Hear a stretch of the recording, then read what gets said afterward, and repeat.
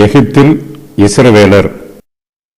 ஆபிரகாமுக்கு தேவன் ஆணையிட்டு அருளின வாக்குத்தத்தம் நிறைவேறும் காலம் சமீபித்தபோது யோசேப்பை அறியாத வேறொரு ராஜா தோன்றின காலமளவும் ஜனங்கள் எகிப்திலே பலுகி பெருகினார்கள். அவன் நம்முடைய ஜனங்களை வஞ்சனையாய் நடப்பித்து நம்முடைய பிதாக்களின் குழந்தைகள் உயிரோடு இராதபடிக்கு அவர்கள் அவைகளை வெளியே போட்டு விடும்படி செய்து அவர்களை உபத்திரவப்படுத்தினான். அக்காலத்திலே மோசே பிறந்து திவ்ய சௌந்தரியமுள்ளவனாயிருந்து 3 மாதம் அளவும் தன் தகப்பன் வீட்டிலே வளர்க்கப்பட்டான். அவன் வெளியே போட்டு விடப்பட்ட போது பார்வோனுடைய குமாரத்தி அவனை எடுத்து தனக்கு பிள்ளையாக வளர்த்தாள். மோசே எகிப்தியருடைய சகல சாஸ்திரங்களிலும் கற்பிக்கப்பட்டு வாக்கிலும் செய்கையிலும் வல்லவனானான். அவனுக்கு 40 வயதான போது இஸ்ரவேல் புத்திரராகிய தன்னுடைய சகோதரரைக் கண்டு சந்திக்கும்படி அவனுடைய இருதயத்தில் எண்ணமுண்டாயிற்று. அப்பொழுது அவர்களில் ஒருவன் அநியாயமாய் நடத்தப்படுகிறதை அவன் கண்டு அவனுக்கு துணை நின்று எகிப்தியனை வெட்டி துன்பப்பட்டவனுக்கு நியாயம் செய்தான். தன்னுடைய கையினாலே தேவன் தங்களுக்கு ரட்சிப்பை தருவார் என்பதை தன்னுடைய சகோதரர் அறிந்து கொள்வார்கள் என்று அவன் நினைத்தான். அவர்களோ அதை அறியவில்லை. மறுநாளிலே சண்டை பண்ணிக் கொண்டிருக்கிற 2 பேருக்கு அவன் எதிர்பட்டு, மனுஷரே, நீங்கள் சகோதரராய் இருக்கிறீர்கள், ஒருவருக்கொருவர் அநியாயம் செய்கிறதென்ன என்று அவர்களை சமாதானப்படுத்தும்படி பேசினான்.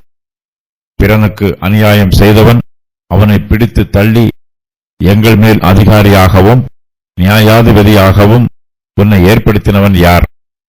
நேற்று நீ அந்த எகிப்தியனை கொன்றது போல என்னையும் கொன்று போட மனதாயிருக்கிறாயோ என்றான்.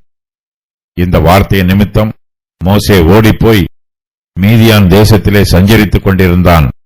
அங்கே இருக்கும்போது அவனுக்கு 2 குமாரர்கள் பிறந்தார்கள். காலம் சமீபித்த போது ஆபிரகாமுக்கு தேவன் ஆணையிட்டு அருளின வாக்குத்தத்தம் நிறைவேறும் காலம் சமீபித்த போது எகிப்து தேசத்தில் இஸ்ரவேல் ஜனத்தாரின் தொகை அற்புதமாய் பெருகிற்று. மிகவும் குறுகிய காலத்திற்குள் 75 பேராக ஆரம்பிக்கப்பட்ட இஸ்ரவேலரின் குடும்பம் இப்போது ஒரு தேசமாயிற்று. ஒரு குடும்பம் தேசமாக வளர்ச்சி பெற்றிருக்கிறது. இக்காலமே தேவனுடைய வாக்குத்தத்தம் நிறைவேறும் காலமாயிற்று. தேவன் ஆபிரகாமுக்கு ஆணையிட்டு அருளின வாக்குத்தத்தம் நிறைவேறும் காலம் சமீபித்த போது நடைபெற்ற சம்பவங்களை ஸ்தேவான் ஆலோசனை சங்கத்தாருக்கு எடுத்துச் சொல்லுகிறான். தேவனுடைய பராமரிப்பு இஸ்ரவேல் ஜனத்தாரோடு இருக்கிறது. அவர்கள் எண்ணிக்கையில் விருத்தி அடைகிறார்கள். ஒரு தேசமாக வளர்ச்சி பெறுகிறார்கள். தேவனுடைய சித்தம் அவருக்கு சித்தமான காலத்தில் நிறைவேறும். காலம் நிறைவேறும் போது தேவனுடைய கிரியைகளும் விரைவாக நடைபெறும். இஸ்ரவேல் ஜனத்தாரை எகிப்து தேசத்தில் இருந்து விடுவித்து கானான் தேசத்திற்கு அழைத்துச் செல்லும் காலம் சமீபமாக இருப்பதை தேவன் காண்கிறார். அந்நிய தேசத்தில் அடிமைகளாக இருக்கும் தம்முடைய வாக்குத்தத்தத்தின் பிள்ளைகளை வாக்குத்தத்த தேசமாகிய கானான் தேசத்திற்கு அழைத்துச் சென்று குடியேற்ற தேவன் இக்காலத்தில் சித்தம் கொள்கிறார். இஸ்ரவேல் ஜனங்கள் எகிப்து தேசத்தில் பலுகி பெருகி இருக்கிறார்கள். இவர்களை எகிப்து தேசத்தில் இருந்து எப்படி விடுவித்து கானான் தேசத்திற்கு எப்படி அழைத்துச் செல்வது என்பது தேவனுக்கு தெரியும். விடுதலை கர்த்தருடையது. தேவன் ஒரே காலத்தில் 2 விதமாக கிரியை செய்கிறார். இஸ்ரவேல் ஜனங்களை எகிப்தில் இருந்து விடுதலை பண்ணுவதற்காக அவர்களுக்கு அந்த தேசத்தில் உபத்திரவங்களை அனுமதிக்கிறார். உபத்திரவங்கள் மத்தியில் ஜனங்கள் கர்த்தரை தேடுகிறார்கள். சபையிலும் பொதுவாக இப்படிப்பட்ட சூழ்நிலையே காணப்படுகிறது. சபையின் உபத்திரவ காலம் சபையின் வளர்ச்சி பெறும் காலமாக இருக்கிறது. பாடுகளும் வேதனைகளும் சபைக்கு வரும்போது சபையானது எண்ணிக்கையிலும் ஊழியத்திலும் வளர்ச்சி பெறுகிறது. உபத்திரவப்படுத்தினான். யோசேப்பை அறியாத வேறொரு ராஜா தோன்றின காலமளவும் ஜனங்கள் எகிப்திலே பலுகி பெருகினார்கள். அவன் தம்முடைய ஜனங்களை வஞ்சனையாய் நடப்பித்து நம்முடைய பிதாக்களின் குழந்தைகள் உயிரோடு இராதபடிக்கு அவர்கள் அவைகளை வெளியே போட்டுவிடும்படி செய்து அவர்களை உபத்திரவப்படுத்தினான். எகிப்து தேசத்தில் இஸ்ரவேல் ஜனங்கள் பலுகி பெருகுகிறார்கள். யோசேப்பை அறியாத வேறொரு ராஜா இஸ்ரவேலை ஆளுகை செய்ய வருகிறான்.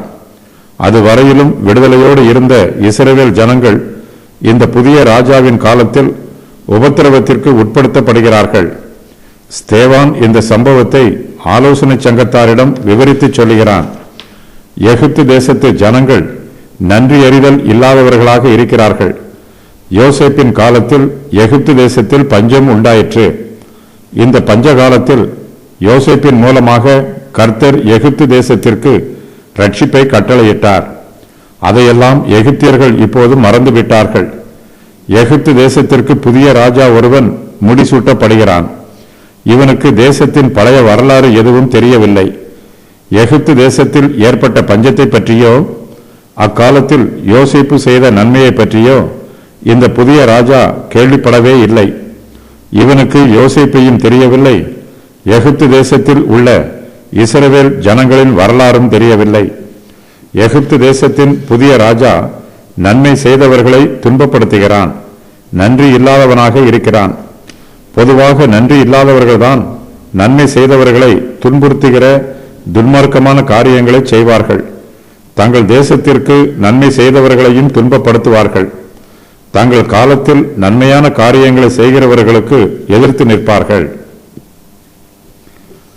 எகிப்து தேசத்தின் புதிய ராஜா இஸ்ரவேல் ஜனங்களை வஞ்சனையாய் நடப்பிக்கிறான். இஸ்ரவேலர்கள் எகிப்து தேசத்தாருக்கு உபகாரம் பண்ணுகிறார்கள். ஆனால் அவர்கள் தனக்கு உபத்திரவம் பண்ணுவதாக நினைத்து அவர்களை உபத்திரவப்படுத்துகிறான். தங்களுக்கு நன்மை உண்டாக வேண்டும் என்பதற்காக இஸ்ரவேலருக்கு தீமை செய்கிறான். தங்களை பாதுகாத்துக் கொள்ள வேண்டும் என்பதற்காக இஸ்ரவேலரை அழிக்கிறான்.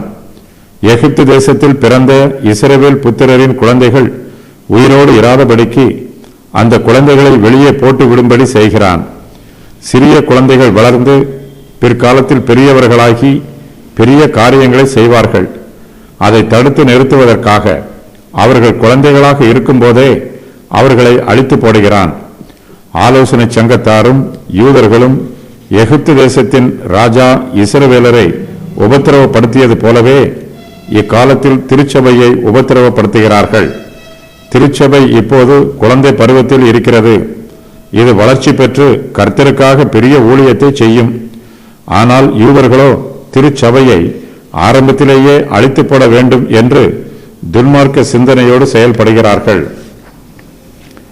எகிப்து தேசத்தில் உள்ள யூத குழந்தைகளை கொன்று போட்டால் அவர்கள் பலுகி பெருக மாட்டார்கள் என்று எகிப்தின் ராஜா நினைத்தான். அதுபோலவே திருச்சபையை அதன் ஆரம்ப காலத்திலேயே அழித்து போட்டால் அது வளர்ந்து கனிதராது என்று யூதர்கள் நினைக்கிறார்கள். யூதர்கள் சதி ஆலோசனை பண்ணினாலும் தேவனுடைய கிருபையினால் சீஷர்களுடைய எண்ணிக்கை பெருகுகிறது. யோசேப்பை அறியாத வேறொரு ராஜா தோன்றினான். இவன் அசீரிய ராஜா. பழைய எகிப்திய பேரரசை இவன் தோற்கடித்து எகிப்தின் ஆட்சியை கைப்பற்றினான். மோசே. எகிப்து தேசத்தார் இஸ்ரவேல் ஜனங்களை உபத்திரவப்படுத்துகிற அந்த காலத்தில் மோசே ஒரு யூத குடும்பத்தில் பிறக்கிறான். மோசே பிறந்த அந்த காலம் இஸ்ரவேலருக்கு உபத்திரவம் மிகுந்த காலமாக இருக்கிறது. மோசேயின் உயிருக்கும் ஆபத்து உண்டாயிற்று. பிறந்த குழந்தைகள் உயிரோடு இராதபடிக்கு எகிப்தியர்கள் அவைகளை வெளியே போட்டுவிடும்படி செய்கிறார்கள். அந்த பிரகாரம் மோசே பிறந்தபோது குழந்தையாக இருக்கிற மோசேயையும் வெளியே போட்டுவிட வேண்டும். ஆனால் தேவனோ உபத்திரவங்களுக்கு மத்தியிலும் தம்முடைய ஜனங்களை விடுதலை பண்ண வேண்டும் என்று சித்தமுள்ளவராக கிரியை செய்கிறார். எகிப்து தேசத்தில் இஸ்ரவேல் ஜனங்கள் விடுதலை பெறுவதற்கு வாய்ப்பே இல்லாமல் இருப்பது போல தோன்றுகிறது. வெளிச்சத்தின் பாதை தெரியாமல் சகலமும் இருளாக இருப்பது போன்று தெரிகிறது. துன்பமும் உபத்திரவமும் அதிகமாக இருக்கிறது. இப்படிப்பட்ட இக்கட்டான சூழ்நிலையில் தேவன் தம்முடைய பிள்ளைகளை எகிப்தின் அடிமைத்தனத்திலிருந்து விடுதலை பண்ணுவதற்கு ஆயத்தம் பண்ணுகிறார். இப்படிப்பட்ட காலத்தில்தான் மோசே பிறக்கிறான். அவன் திவ்ய சௌந்தரியம் உள்ளவனாய் இருக்கிறான். அவன் தாயின் கற்பத்தில் இருக்கும் போதே தேவன் அவனை பரிசுத்தப்படுத்தி இருக்கிறார். இதனால் அவன் தேவனுடைய பார்வையில் சௌந்தரியம் உள்ளவனாக இருக்கிறான். தேவனுடைய அனாதி தீர்மானத்தின் பிரகாரமாக மோசே சிறு பிள்ளையாக இருக்கும்போது பாதுகாக்கப்படுகிறான். எகிப்து தேசத்தில் உள்ள வழக்கத்தின் பிரகாரமாக மோசே குழந்தையாக இருக்கும்போது அவனை வெளியே போட்டு விடுகிறார்கள். ஆனால் பார்வோனுடைய குமாரத்தியே அவனை எடுத்து தனக்கு பிள்ளையாக வளர்க்கிறாள். மோசையை வளர்ப்பதற்கு அவனுடைய சொந்த தாயையே பார்வோனுடைய குமாரத்தியை நியமிக்கிறாள். தேவனுடைய பராமரிப்பு மிகவும் அற்புதமாக இருக்கிறது. பெற்றோரை விட்டு பிரிக்கப்பட்ட மோசே மறுபடியும் பெற்றோரிடம் சேர்க்கப்படுகிறான். கர்த்தர் சேர்க்க நினைத்ததை மனுஷரால் பிரிக்க முடியாது. கர்த்தர் தம்முடைய பிள்ளைகளை ஒரு விசேஷித்த ஊழியத்திற்காக பயன்படுத்த சித்தமாய் இருக்கும்போது அவனை விசேஷித்த வழியில் ஆசீர்வதிப்பார். அவன் மீது விசேஷித்த கவனத்தை செலுத்துவார். கர்த்தர் நமக்கு விசேஷித்த ஆசீர்வாதத்தை கொடுத்திருப்பார் என்றால் அதற்கு ஒரு தெய்வீக நோக்கம் இருக்கும். அந்த நோக்கம் என்ன என்பதை தேவனுடைய பாதத்தில் அமர்ந்திருந்து புரிந்து கொண்டு கர்த்தருடைய சித்தத்திற்கும் நோக்கத்திற்கும் கீழ்ப்படிந்து ஜீவிக்க நம்மை ஒப்புக் கொடுக்க வேண்டும். மோசே அற்புதமாக வளர்க்கப்படுகிறான். பார்வோனுடைய குமாரத்தியே மோசேயை எடுத்து அவனை தனக்கு பிள்ளையாக வளர்க்கிறாள். அவன் எகிப்தியருடைய சகல சாஸ்திரங்களிலும் கற்பிக்கப்படுகிறான். வாக்கிலும் செய்கையிலும் வல்லவனாக இருக்கிறான். மோசே திக்கு வாயும் மந்த நாவும் உள்ளவன்தான். ஆனாலும் அவனுடைய சிந்தையில் தெளிவு இருக்கிறது, வார்த்தையில் அதிகாரம் இருக்கிறது. எகிப்து தேசத்தின் பிரதான மந்திரியின் ஆசனத்தில் அமர்ந்து தேசம் முழுவதையும் ஆளுகை செய்கிறான். அவன் திக்கி திக்கி பேசினாலும் அவனுடைய வார்த்தைக்கு எகிப்து தேசத்தார் எல்லோரும் கீழ்ப்படிய வேண்டும். அவன் மந்த நாவோடு பேசினாலும் அவனுடைய வார்த்தைக்கு எகிப்து தேசத்தில் யாரும் எதிர்த்து பேச முடியாது. ஸ்தேவான் மோசேயின் வரலாற்றை இவ்வாறு எடுத்துச் சொல்லுகிறான்.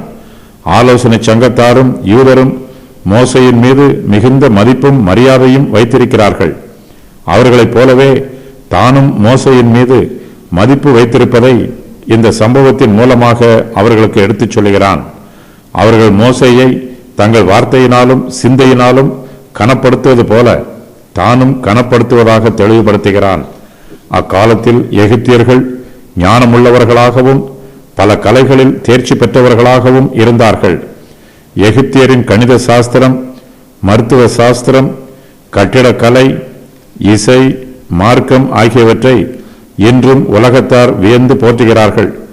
யோசபஸ் என்னும் திருச்சபை வரலாற்று ஆசிரியர் மோசேயை பற்றி எழுதும்போது அவன் எகிப்திய சேனையின் தலைவனாக இருந்தான் என்றும் எகிப்தியர் மீது படையெடுத்து வந்த எத்தியோப்பியரை வெற்றி பெற்றான் என்றும் எழுதுகிறார். மோசே வாக்கிலும் செய்கையிலும் வல்லவனாக இருந்தான். மோசே ஓடிப்போனான். இஸ்ரவேல் ஜனங்கள் எகிப்து தேசத்தில் அடிமைகளாக இருக்கிறார்கள். எகிப்தின் அடிமைத்தனத்தில் இருந்து இஸ்ரவேல் ஜனங்களை விடுதலை பண்ணுவதற்கு மோசே முயற்சி பண்ணுகிறான். ஆனால் அவர்களோ மோசேக்கு எதிர்த்து நிற்கிறார்கள். மோசேக்கு 40 வயதாயிற்று. அப்போது இஸ்ரவேல் புத்திரராகிய தன்னுடைய சகோதரரை கண்டு சந்திக்கும்படி அவனுடைய இருதயத்தில் எண்ணம் உண்டாயிற்று. தேவனே இந்த எண்ணத்தை மோசேயின் இருதயத்தில் கொடுத்திருக்கிறார். மோசே தன் தாயின் கற்பத்தில் இருந்தபோதே தேவன் அவனை தம்முடைய பரிசுத்தமான ஊழியத்திற்கு தெரிந்து கொண்டார். காலம் நிறைவேறுகிற போது தேவனுடைய சித்தமும் நிறைவேறுகிறது. தன்னுடைய இருதயத்தில் உண்டான எண்ணத்தின் பிரகாரம் மோசே தன்னுடைய சகோதரரை சந்திப்பதற்காக போகிறான். அப்போது எகிப்தியன் ஒருவன் இஸ்ரவேல் புத்திரன் ஒருவனை அநியாயமாய் நடத்துகிறான். மோசேக்கு இந்த அநியாயத்தை காணும் வாய்ப்பு உண்டாயிற்று. இதை கண்டபோது மோசே இஸ்ரவேல் சகோதரனுக்கு துணை நின்று எகிப்தியனை வெட்டி துன்பப்பட்டவனுக்கு நியாயம் செய்கிறான். மோசே இஸ்ரவேல் ஜனத்தாரை ரட்சிக்கும் இரட்சகனாக ஊழியம் செய்கிறான். இது அவனுடைய ரட்சிக்கும் ஊழியத்தின் ஒரு பகுதியாக இருக்கிறது. இஸ்ரவேல் ஜனங்கள் மோசேயின் ரட்சிக்கும் ஊழியத்தையும் தேவனுடைய திட்டத்தையும் அது நிறைவேறும் காலத்தையும் புரிந்திருப்பார்கள் என்றால் இந்த சம்பவத்தை பார்த்து அவர்கள் மோசேக்கு செவி கொடுத்திருப்பார்கள். ஆனால் அவர்களோ இதை அறியவில்லை. தன்னுடைய கையினால் தேவன் தங்களுக்கு ரட்சிப்பை தருவார் என்று இஸ்ரவேல் புத்திரர் அறிந்து கொள்வார்கள் என்று மோசே நினைத்தான். ஆனால் அவர்களோ அதை அறியவில்லை. மோசே இஸ்ரவேல் புத்திரரை நியாயம் விசாரிக்கும் நியாயாதிபதியாக ஊழியம் செய்கிறான். இந்த ஊழியத்தின் ஒரு பகுதியும் இங்கு விவரிக்கப்பட்டிருக்கிறது. மறுநாளிலே மோசே இஸ்ரவேல் சகோதரரை சந்திக்க போகும்போது 2 இஸ்ரவேல் புத்திரர் தங்களுக்குள் சண்டை போட்டுக் கொண்டிருக்கிறார்கள். மோசே அவர்களிடத்தில் போய், மனுஷரே, நீங்கள் சகோதரராய் இருக்கிறீர்கள், ஒருவருக்கொருவர் அநியாயம் செய்கிறது என்ன என்று அவர்களை சமாதானப்படுத்தும்படி அவர்களிடத்தில் பேசுகிறான். 2 பேர் சண்டை பண்ணிக் கொண்டு இருக்கும்போது 2 பேரிடமும் தப்பிதம் இருப்பதற்கு வாய்ப்புள்ளது. 2 பேருமே கோபப்படுகிறார்கள். 2 பேரும் கோபத்தையும் விரோதத்தையும் விட்டுவிட்டு சமாதானமாய் இருக்க வேண்டும். ஆனால் இஸ்ரவேல் புத்திரரை சமாதானப்படுத்துவது எளிதான காரியம் அல்ல. அவர்கள் கடிந்து கொள்வதை ஏற்றுக்கொள்ள மாட்டார்கள். புத்தி சொன்னாலும் அதை அங்கீகரிக்க மாட்டார்கள். எதிர்த்து பேசுவார்கள். சண்டை பண்ணிக் கொண்டிருக்கிற 2 பேரில் பிறனுக்கு அநியாயம் செய்தவன் மோசேயை பிடித்து தள்ளிவிடுகிறான். அவன் மோசேயை பார்த்து, எங்கள் மேல் அதிகாரியாகவும் நியாயாதிபதியாகவும் உன்னை ஏற்படுத்தினவன் யார் என்று மோசேயிடம் கேட்கிறான். இஸ்ரவேல் புத்திரரிடத்தில் பெருமையின் ஆவியும் கீழ்ப்படியாமையின் ஆவியும் நிரம்பி இருக்கிறது. பொறுமையில்லாமல் சண்டை போடுகிறார்கள். புத்தி சொன்னாலும் கேட்பதில்லை. நல்ல ஆலோசனை சொல்லுகிறவனுக்கு எதிர்த்து பேசுகிறார்கள். சண்டை போடுகிற இருவரில் ஒருவன் மோசேயை பற்றி நன்றாக தெரிந்து வைத்திருக்கிறான். முந்தின நாளில் மோசே எகிப்தியனை வெட்டி துன்பப்பட்டவனுக்கு நியாயம் செய்ததை இந்த மனுஷன் பார்த்திருக்கிறான். மோசே நியாயம் செய்தது இவனுக்கு அநியாயம் செய்ததாக தெரிகிறது. பிறனுக்கு அநியாயம் செய்கிறவர்கள் அநியாயத்தில் சந்தோஷப்படுவார்கள். மோசே நியாயம் செய்தாலும் அந்த சம்பவத்தை அநியாயமான சம்பவம் என்று மோசேயிடம் கூறுகிறான். நேற்று நீ அந்த எகிப்தியனை கொன்றது போல என்னையும் கொன்று போட மனதாய் இருக்கிறாயோ என்று மோசேயிடம் கேட்கிறான். மோசே செய்த நியாயமான காரியத்தை குற்றப்படுத்துகிறான். மோசே அமைதியான முறையில் இஸ்ரவேல் ஜனத்தாரை எகிப்தின் அடிமைத்தனத்தில் இருந்து விடுவித்து செல்ல வேண்டும் என்று விரும்புகிறான். மோசேயின் இருதயத்தில் அன்பும் நீதியும் நிறைந்திருக்கிறது. ஆனால் இஸ்ரவேல் சகோதரன் ஒருவனே மோசேயை குற்றவாளி என்று சொல்லி அவனை குற்றப்படுத்துகிறான். எகிப்தியனை கொன்றது போல தன்னையும் கொன்று போட மனதாயிருக்கும் குற்றவாளி என்று மோசேயின் மீது குற்றம் சுமத்துகிறான். இஸ்ரவேல் ஜனத்தை ரட்சிக்க வந்திருக்கும் மோசேயின் மீது கொலை குற்றம் சுமத்துகிறான். இஸ்ரவேலருக்கு நியாயம் செய்ய வந்திருக்கும் மோசேயை அநியாயக்காரன் என்று குற்றம் சுமத்துகிறான். தனக்கு எதிராக பேசப்பட்ட இந்த வார்த்தையை நிமித்தம் மோசே எகிப்து தேசத்தை விட்டே ஓடிப்போகிறான். மீதியான் தேசத்தில் சஞ்சரித்துக் கொண்டிருக்கிறான். அந்த தேசத்தில் பரதேசியாக சஞ்சரித்துக் கொண்டிருக்கும் போது எத்திரோவின் குமாரத்தி அவனுக்கு மனைவியாகிறாள். அவர்களுக்கு 2 குமாரர்கள் பிறக்கிறார்கள். ஸ்தேவான் மோசேயின் வாழ்க்கையில் நடைபெற்ற இந்த சம்பவத்தை ஆலோசனை சங்கத்தாருக்கும் யூதர்களுக்கும் எடுத்துச் சொல்லுகிறான். மோசேக்கு விரோதமாக ஸ்தேவான் தூஷண வார்த்தைகளை பேசினான் என்று யூதர்கள் அவன் மீது குற்றம் சுமத்துகிறார்கள். ஆனால் யூதர்களே மோசேக்கு விரோதமாக தூஷண வார்த்தைகளை பேசுவதாக ஸ்தேவான் அவர்கள் மீது குற்றம் சுமத்துகிறான். எகிப்து தேசத்தில் அடிமைகளாக இருந்த இஸ்ரவேல் ஜனங்கள் மோசேக்கு விரோதமாக பேசிய தூஷண வார்த்தைகளை ஆலோசனை சங்கத்தாருக்கு எடுத்துச் சொல்லுகிறான். அவர்கள் மோசேயை அவமானப்படுத்தினார்கள். முற்பிதாக்கள் மோசேக்கு விரோதமாக கலகம் செய்தது நிமித்தம் ஆலோசனை சங்கத்தாரும் யூதரும் தங்கள் இருதயங்களில் வெட்கப்பட வேண்டும். ஆனால் அவர்களோ மோசேயின் மீது தங்களுக்கு மதிப்பும் மரியாதையும் இருப்பதாக மாய்மாலம் பண்ணுகிறார்கள். ஸ்தேவான் மோசேயை கனப்படுத்துகிறான். ஆனால் யூதர்களோ ஸ்தேவான் மீது பொறாமைப்படுகிறார்கள். ஸ்தேவான் இயேசு கிறிஸ்துவை விசுவாசிக்கிறான். அவருடைய சுவிசேஷத்தை பிரசங்கம் பண்ணுகிறான். இதன் நிமித்தமாக யூதர்கள் ஸ்தேவானை உபத்திரவப்படுத்துகிறார்கள். மோசேயையும் அவனுடைய பிரமாணத்தையும் தங்கள் வாயினால் உயர்த்தி பேசுகிறார்கள். தங்கள் உள்ளத்திலோ கபடத்தினால் நிறைந்திருக்கிறார்கள். எகிப்து தேசத்தில் இருந்த இஸ்ரவேல் ஜனத்தாரைப் போலவே இக்காலத்து யூதர்கள் தேவனுக்கும் அவர் அனுப்பியிருக்கிற இரட்சகருக்கும் விரோதமாக கிரியை செய்கிறார்கள். இஸ்ரவேலர்கள் மோசேயை அங்கீகரியாமல் புறக்கணித்தது போல யூதர்கள் இரட்சகராகிய இயேசு கிறிஸ்துவை அங்கீகரியாமல் புறக்கணித்து விடுகிறார்கள். தேவன் இயேசு கிறிஸ்துவை அதிபதியாகவும் இரட்சகராகவும் உயர்த்தி இருக்கிறார். மோசே இஸ்ரவேல் ஜனங்களை எகிப்தின் அடிமைத்தனத்தில் இருந்து விடுதலை பண்ணுவதற்காக அனுப்பப்பட்டான்.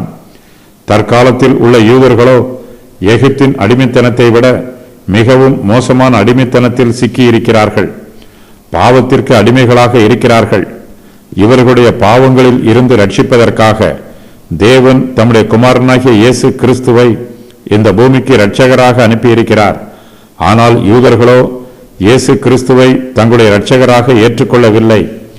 எகிப்து தேசத்தில் அடிமைகளாக இருந்த யூதர்களின் நிமித்தமாக மோசே எகிப்து தேசத்தை விட்டு ஓடிப்போனான். தங்களை ரட்சிக்க வந்த மோசேயை அவர்கள் எகிப்து தேசத்தை விட்டே துரத்திவிட்டார்கள்.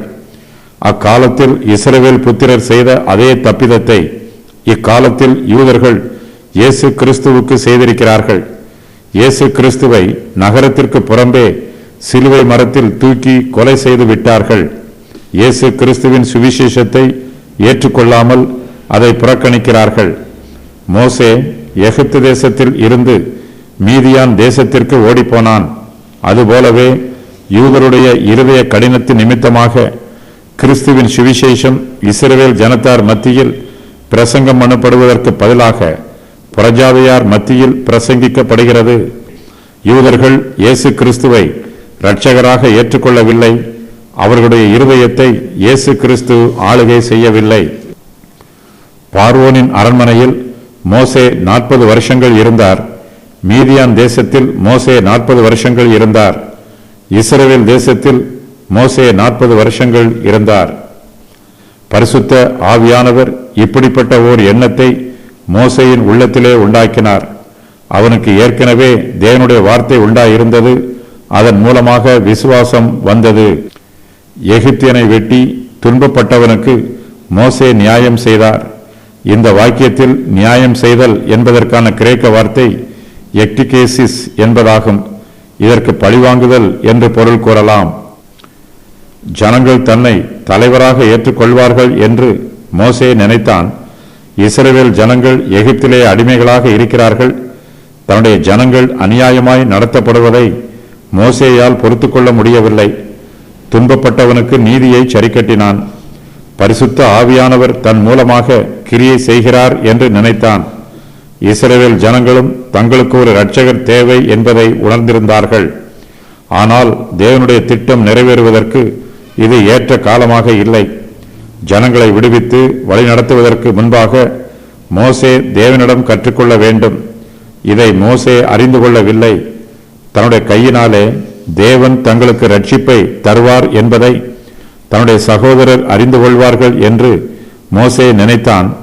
ஆனால் அவர்களோ அதை அறியவில்லை. பரிசுத்த ஆவியானவர் மோசேக்கு தொடர்ந்து பாடம் கற்றுக் கொடுக்க விரும்பினார். மறுநாளில் மோசேயின் ஜீவியத்தில் மிகவும் முக்கியமான காரியம் நடைபெறுகிறது. மறுநாளிலே 2 பேர் சண்டை போட்டுக் கொண்டிருக்கிறார்கள்.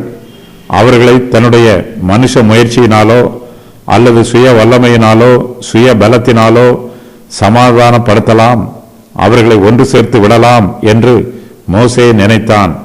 ஆனால் இது நடைமுறைக்கு ஒத்து வராது என்பதை மோசே கற்றுக்கொண்டான். பரிசுத்த ஆவியானவர் மோசேக்கு கற்றுக் கொடுத்த முதலாவது பாடம் இதுதான். சண்டை பண்ணி கொண்டிருக்கிறவர்களை பார்த்து மோசே மனுஷரே என்று அழைக்கிறான். இதற்கான கிரேக்க வார்த்தை அனேர் என்பதாகும். இது மரியாதைக்குரிய சொல். பெரியோர்களை அழைப்பதற்காக பயன்படுத்தப்படும் பன்மை சொல். ஆனால் அவர்கள் மோசேயின் வார்த்தைக்கு இணங்கவில்லை. மோசே எகிப்தில் பார்வோனின் அரண்மனையில் வளர்ந்தவன். தங்கள் மீது அவனுக்கு அக்கறை இல்லை என்று யூதர்கள் நினைத்தார்கள். மோசே இப்பொழுது இவர்களை சமாதானப்படுத்தும்படி பேசிய போது அவர்களால் இவனை புரிந்து கொள்ள முடியவில்லை. ஆகையினால் மோசேயிடம் அநியாயம் செய்தவன் இவ்வாறு கேள்வி கேட்கிறான். நேற்று நீ அந்த எகிப்தியனை கொன்றது போல என்னையும் கொண்டு போட மனதாய் இருக்கிறாயோ என்று பிறனுக்கு அநியாயம் செய்தவன் மோசேயிடம் கூறுகிறான். மோசே செய்த குற்றத்தை வெளிப்படுத்துகிறான். தனக்கு மரண தண்டனை கிடைத்து விடுமோ என்று பயந்து மோசே எகிப்து தேசத்தை விட்டே ஓடிப்போகிறான். மோசே இன்னும் பார்வோனுடைய அரண்மனையில் அதிகாரத்தோடு இருந்திருந்தால் அவன் இவ்வாறு ஓடிப்போக வேண்டிய அவசியம் இல்லை. விசுவாசத்தினாலே மோசே தான் பெரியவன் ஆனபோது பார்வோனுடைய குமாரத்தியின் மகன் எண்ணப்படுவதை வெறுத்து அநித்தியமான பாவ சந்தோஷங்களை அனுபவிப்பதை பார்க்கிலும் தேவனுடைய ஜனங்களோட துன்பத்தை அனுபவிப்பதையே தெரிந்து கொண்டான். ஆகையினால் இப்போது மோசே பார்வோனுடைய அரண்மனையிலும் இல்லை. தன்னுடைய சகோதரர் தன்னை ஏற்றுக்கொள்ளாமல் ஒதுக்கிவிட்ட போதிலும் தேவனுடைய வார்த்தை அவனுடைய உள்ளத்தில் தோன்றி இருந்ததினால் அவன் சந்தேகப்படாமல் எகிப்தை விட்டு ஓடிப்போனான்.